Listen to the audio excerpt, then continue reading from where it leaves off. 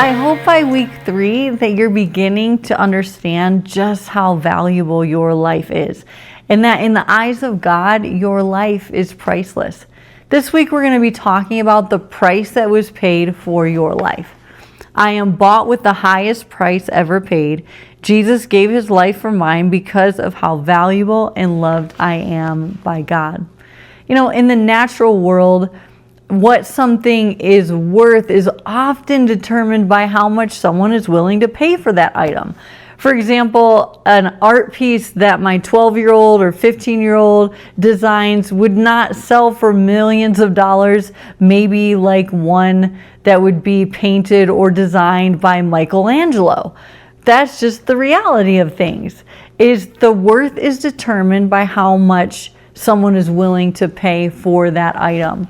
Well, if that's the case, I would say that Jesus paid the highest price for your life and for mine by giving his life for you and me to have a relationship with God and to have eternal life with him.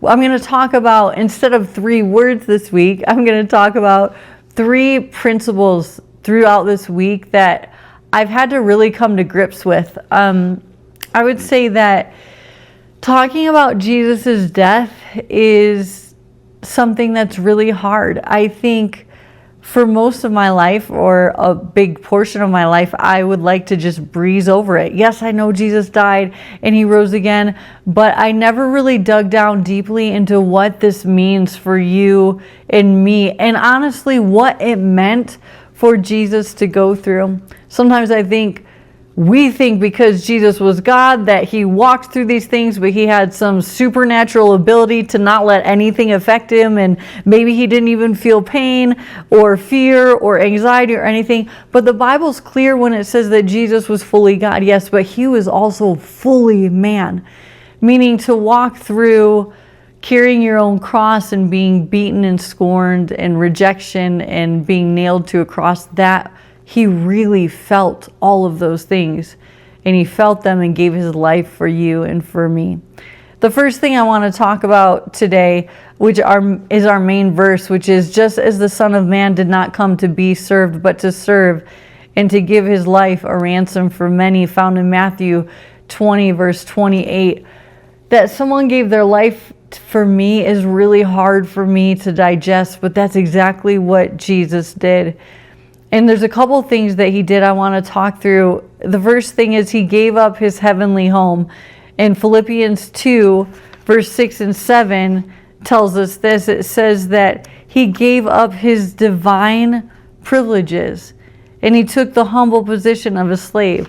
So I try to think of it like this. Imagine you're king of the universe or queen of the universe, if you can imagine that, and you leave that heavenly home. For me, my home is a place of rest and security and comfort and something that I really love. And he gives that up to come to earth to become man.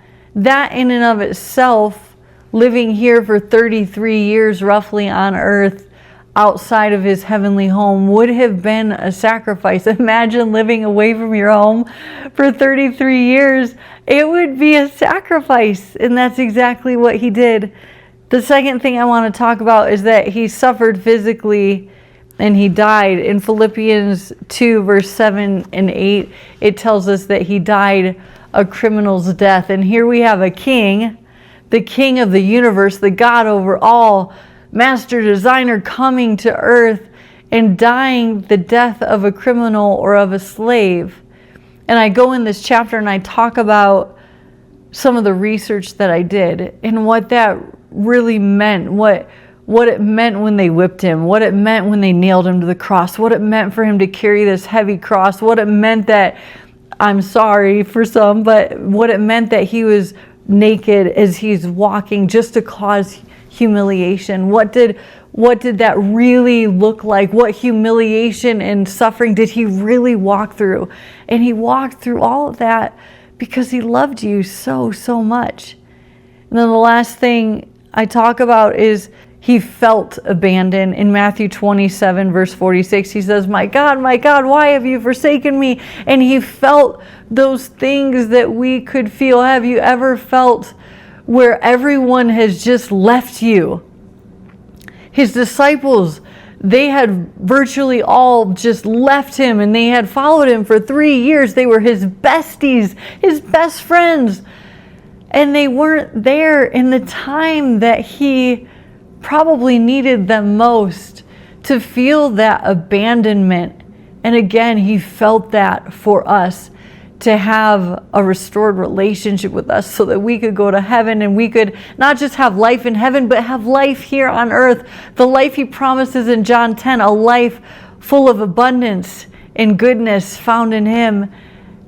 To think about the price that was paid for your life and for mine, thinking about that alone shows how much worth and how valuable and how priceless you are in the eyes of God. And my prayer, my only prayer, is that you begin to see it too.